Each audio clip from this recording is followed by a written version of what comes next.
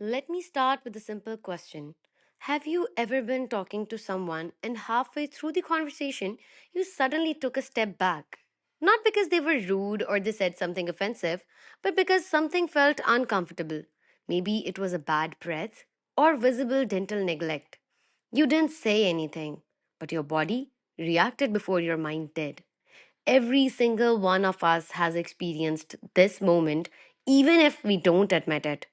That reaction wasn't hate, it wasn't judgment, it was instinct. And that instinct shows why oral hygiene is not just personal, it is socially shared. Human beings judge fast. Not because we are cruel, but because our brains are wired for quick impressions.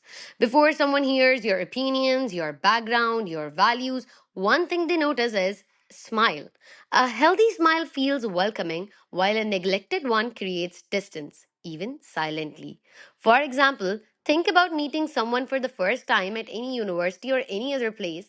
If their oral hygiene is visibly poor or uncomfortable, even if they're respectful and intelligent, your attention shifts. You don't choose to notice it, you just do. In society, cleanliness has always been linked to self respect, discipline, and upbringing. Now, focus on this part. In Pakistan, especially, people don't just see hygiene, they connect it to family values and social training. People may not say it out loud, but they often assume that if someone doesn't take care of basic hygiene, what else do they not care about? Whether we agree with that judgment or not, it exists. And oral hygiene is impossible to hide when you speak.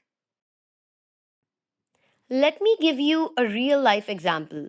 Imagine sitting in a classroom discussion. One person talks, but others starts avoiding eye contact. Someone subtly shifts their chair, someone checks their phone, and this discussion ends earlier than expected.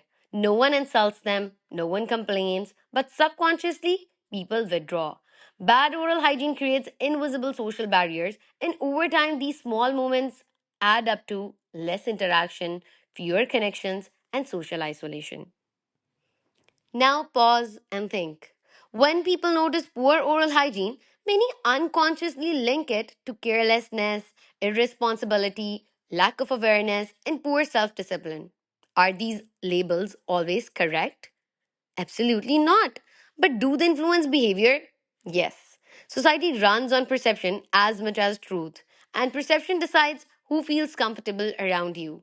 That's how reputations form without a single word being spoken.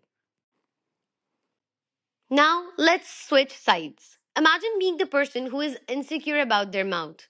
You stop smiling without thinking. You cover your mouth while speaking. You avoid laughing freely. You dread close conversations. Not because you lack personality, but because you feel exposed. Over time, this creates silence. You speak less. You express less. You slowly withdraw. Poor oral health doesn't just affect teeth, rather, it reshapes confidence and identity. And people sense that insecurity, even if they don't know its source. In our culture and faith, cleanliness carries meaning. Islam emphasizes taharat, purity in both body and spirit. The use of miswak highlights the oral cleanliness has been respected for centuries. So, oral hygiene becomes an act of self care, a form of discipline, and a sign of respect towards others.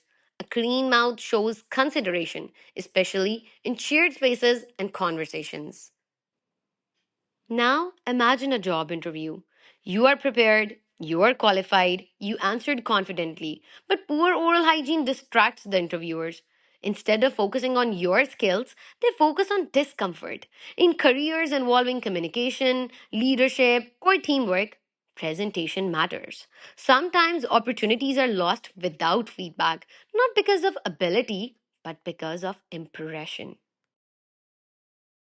We often underestimate it, but if we talk about modern media, it doesn't just reflect society standards, it creates them. Look at advertisements, toothpaste ads, any campaigns. Who do we see? People with perfect smiles, fresh faces, and confident body languages. They're shown getting the job, the attention, the admiration, the success. Over time, these images quietly send us one message: this is what confidence looks like. This is what success looks like. Whether we agree with these standards or not, our minds absorb them. So when people encounter poor oral hygiene in real life, it clashes with what they have been conditioned to see as acceptable. That's why oral hygiene becomes more important than health. It becomes a symbol of confidence, effort, a symbol of fitting into society's expectations. And in a world shaped by screens, images, and instant judgments, these expectations are powerful. So, bad oral hygiene isn't socially unacceptable because society is heartless. It's unacceptable because it affects communication, comfort, connection, confidence, and even opportunity. Oral hygiene is not about luxury. It's not about perfection. It's about respect. Respect for yourself, respect for others, respect for the space you share with the world, because sometimes one clean smile can change how the world treats you.